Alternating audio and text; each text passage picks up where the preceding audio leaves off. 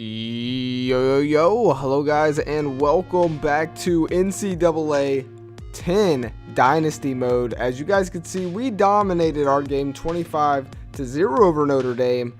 So we're actually going to be hopping into Virginia Tech and the Miami Hurricanes game. This is game of the week, so I was like, hey, you know what? It's a better game. It's going to be more interesting than the Clemson versus Notre Dame game. And plus, we have subscribers on Miami's team, and of course you got Michael Vick, Barry Sanders on Virginia Tech, so that just sounds like a good time. So that's the game we're going to be watching the highlights of. But yeah, we dominated over Notre Dame. Now, as far as this game goes, Michael Vick, of course, is the impact player. You see his stats from last week as he just carried his team to a victory, 29-26 over Nebraska. But this is going to be an interesting game. Both of these teams are top 25 teams. Ranked in the country, so Virginia Tech does come in here with the better ranked, ranking, but I do think Miami is going to be a little bit of a trouble for them. We'll see though. One person you're gonna have to stop is this man right here, Barry Sanders, setting up his team on 3rd and 2. But we do have some subscribers on the offensive side of Miami, including Jaden King the third for the quarterback, and then he has subscriber wide receiver Christopher Jackson to throw to. So this should be interesting, but right now, as you can see, Miami's defense is struggling to stop the run game.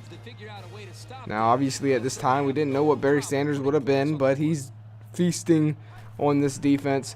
Michael Vick would step back on 1st and goal, throwing a dot to the end zone. Touchdown Virginia Tech. They made it look way too easy right there, and the Hurricanes are down early and fast.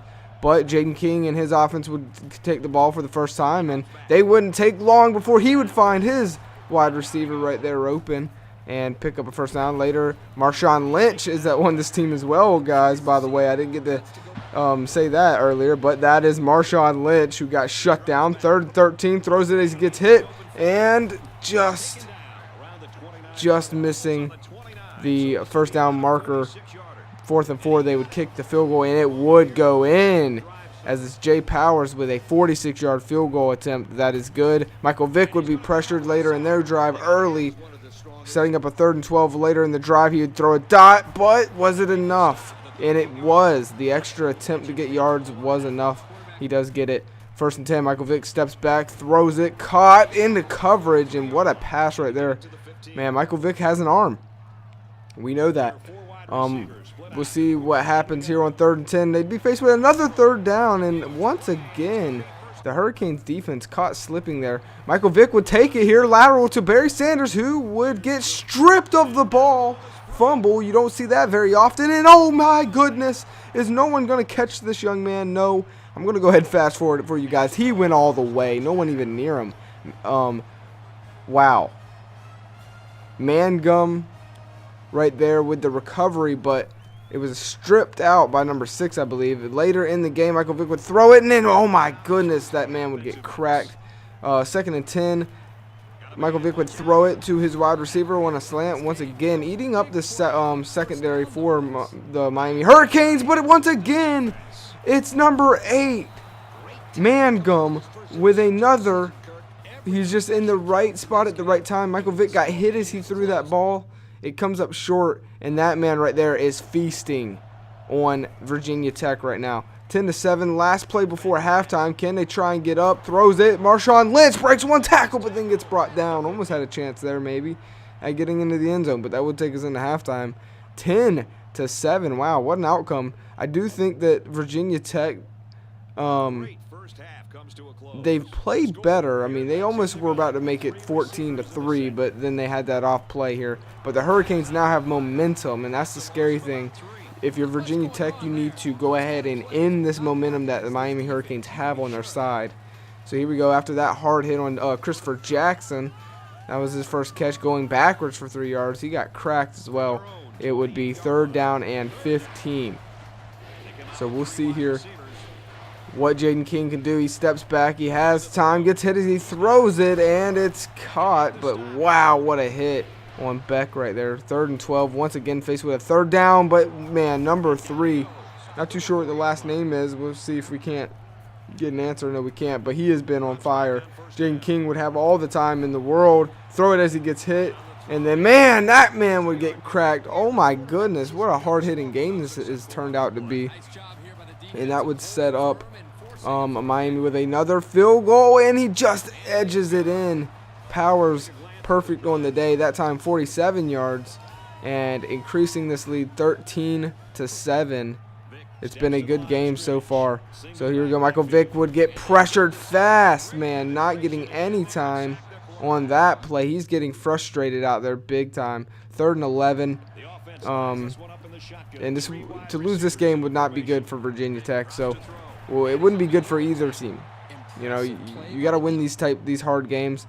Virginia Tech would punt it after not getting that first down.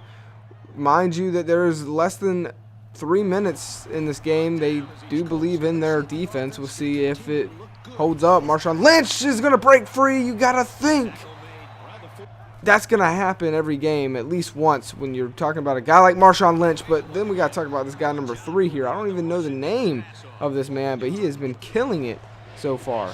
And later down the drive, they would be 3rd and 1, and Virginia Tech's defense would fold. So the trust that the head coach had in his defense was, well, was not good, because Virginia Tech's defense couldn't get their offense to the ball back again, as Miami would come out after running the clock, come in victory formation, take the knee, win this game 13-7. They come out. Miami was the underdogs. This was a pretty evenly matched game. I did think Virginia Tech would have done a little better, and if it wasn't for this play right here, I think Virginia Tech, the momentum would have stayed with them, and they would have won this game, and it would have been even worse. I think they could have won this game 20. I would have had to score, if that play not happened, I would have had to score 21-7, or 21-6. But that play, it just goes to show how one play can turn the tide. Here are the stats, as you guys can see. Christopher Jackson had that one catch that went backwards, and he got cracked, so not the best game by him. We'll see if he can turn it around. But on the other side, Michael Vick, Barry Sanders, they got kind of shut down. Barry Sanders, he didn't really do much. He averaged 3.2 yards a carry, and Michael Vick, he, on the other hand, had a very good game, except for that bad throw. He threw the ball as he got hit. He should have just took the sack, and it didn't happen. Now, new subscribers joining the lead, Jeremy Smith. You have been recruited to Georgia, so congratulations. And then next up, we have Joel C. Wright. I recruited this man to Clemson, middle linebacker. He'll be starting right next to Blake West. And then, of course, I had to recruit a safety to join Jake, and it's Jay Fresh. There they are, guys. I hope you guys are excited to see your new players. If you want to be in this league, all you have to do is comment down below. And as always, guys, I will see you on the next one. Peace.